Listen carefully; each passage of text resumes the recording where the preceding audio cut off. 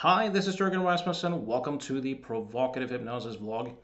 In this video, I'm going to offer a specific way to help you see through the illusion of a thing-like permanent stable self. During a seminar a couple of weeks ago, I was asked by a participant what had worked the best for me in my own awakening journey. And I thought I would share something with you that's very practical and very straightforward. Now, there are many ways of doing self-inquiry. There are many ways of exploring this particular topic, and there's different strokes for different folks. This is what I'm going to offer today are two questions to be explored in an experiential way. And one strength of these questions is that they can be done while you are on the move. As you're walking, moving around, interacting in daily life, they're not restricted to the meditation mat, so to speak. Now, before we start, you may ask, well, why even bother to do this? Well, I'll quote the developmental psychologist Robert Kegan, who used to say that in all jobs, everyone's doing a second job that no one's really paying them to do. It's one of enhancing their self-image, covering their weaknesses, covering up their vulnerabilities, and that this second job gets in the way of the job that we're actually paid to do. So if you really start to watch your own experience, you'll see that pretty much all of the thinking that's going on is about you. It's all about me, essentially, most of it. And if someone comes into your office as a client, they may say, well, I am depressed, and I am anxious, and I am obsessive, and I have these and these issues. The common denominator is this I am. And for the vast majority of us, it looks as if there is this thing like self in here, either behind the eyes or in the body, that's somehow a doer, that's somehow choosing and deciding and writing the book, so to speak. And this illusion often makes it seem as if we are identical with our moment-to-moment thinking and feeling. And that makes our inner experience seemingly more threatening than it seems to be.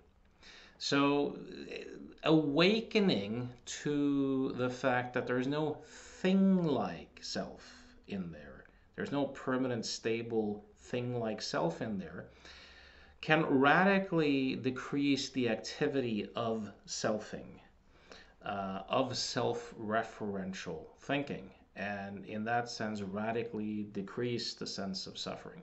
So that's the main reason to do it.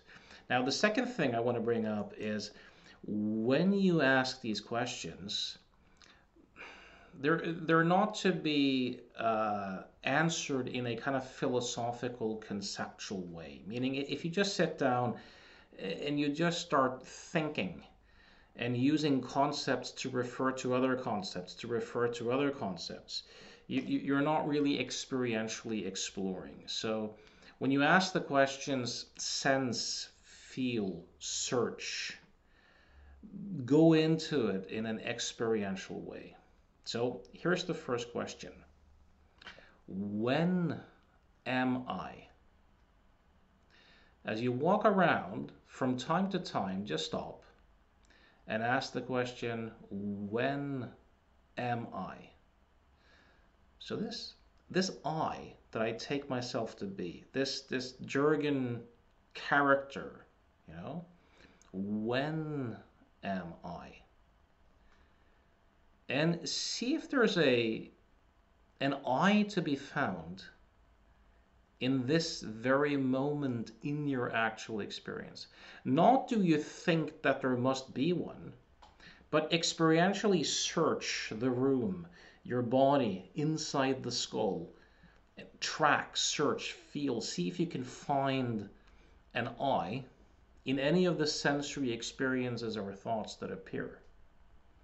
And if you can find any witness or watcher of your experience that all these thoughts and sensations seem to refer to. I got this question from Gary Weber, and when I first heard it, it didn't really make sense. It seemed nonsensical. But there's often a lot of power in stuff that initially seems nonsensical.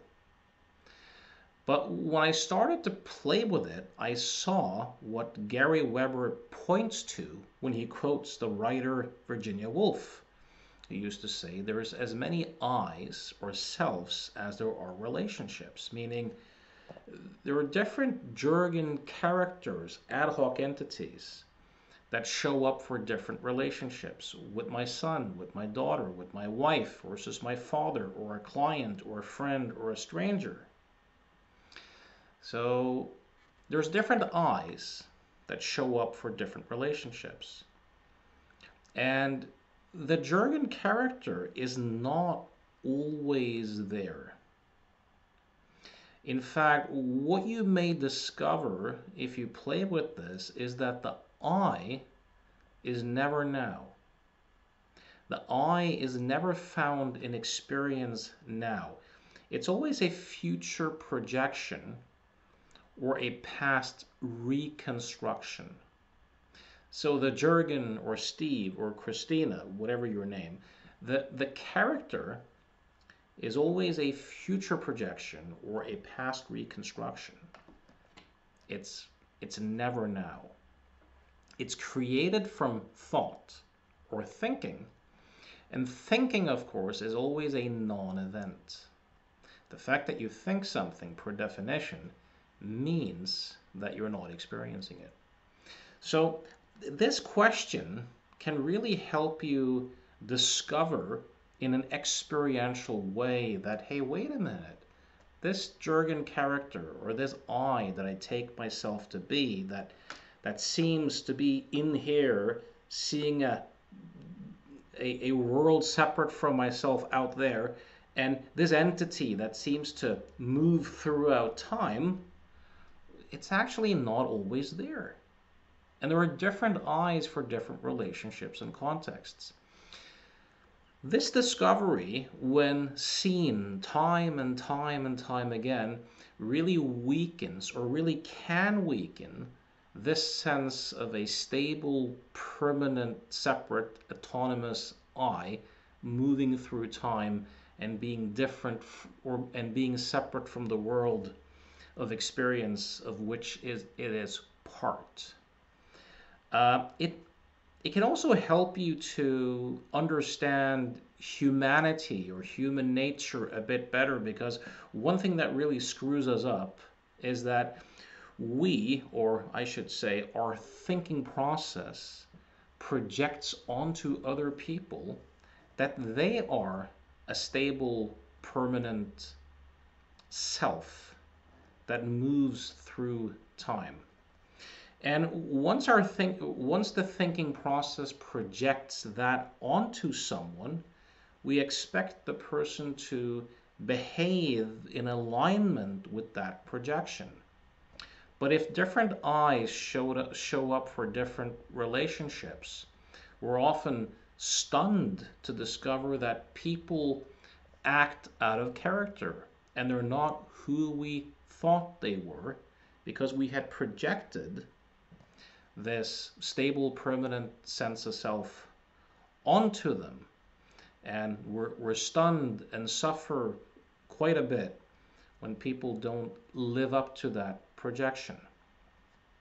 What you may also see, if different I's show up in different relationships, and if you begin to see that, wait a minute, there's no stable I out there either in the other person, you'll see that this selfing process very often projects other people with certain characteristics and motives that then reinforce how we want to see ourselves.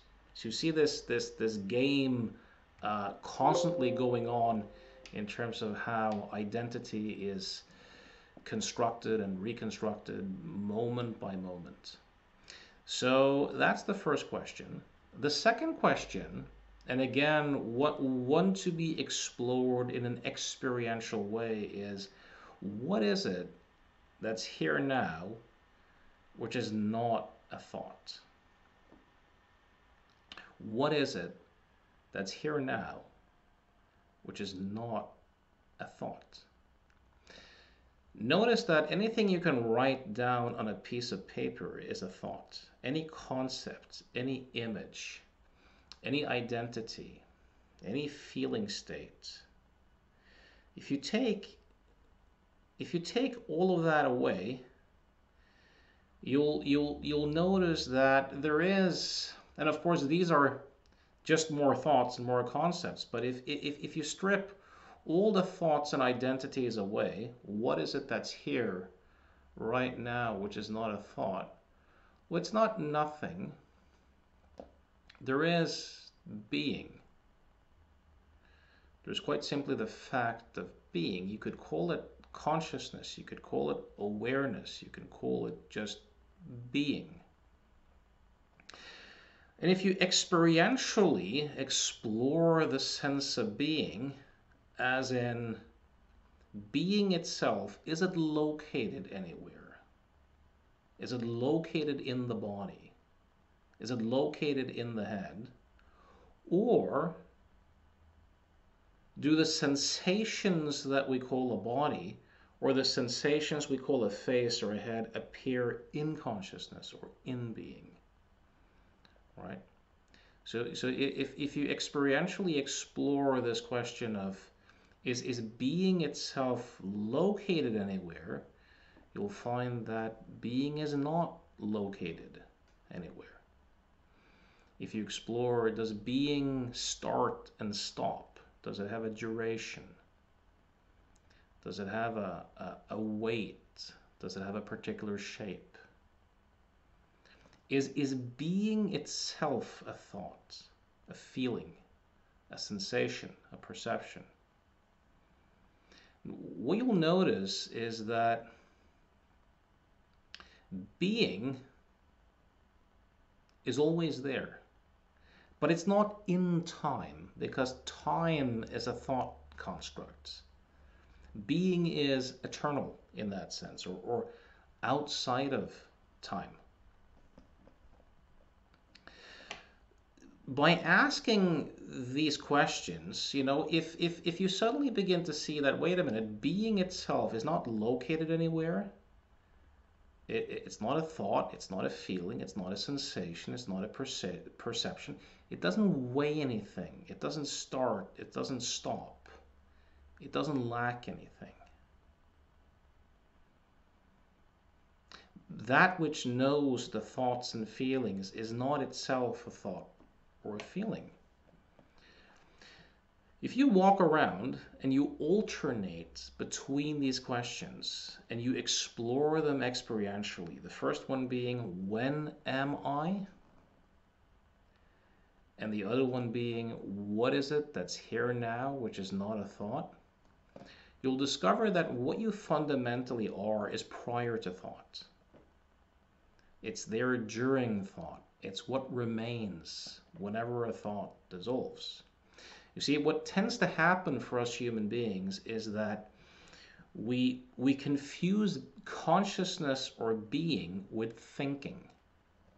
And therefore, it so often seems as if what we fundamentally are shares the destiny and the limitations of any temporary thought construct or feeling state which emerges.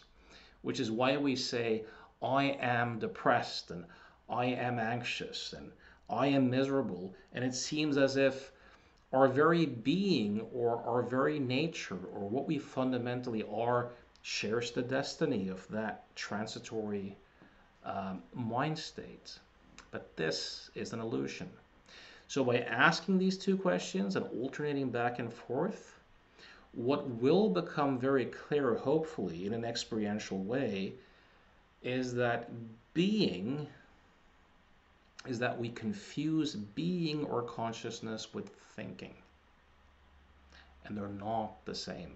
Thinking is an expression of being, a particular expression of being. But being itself does not share the limitations or the destiny of any thought construct or feeling experience.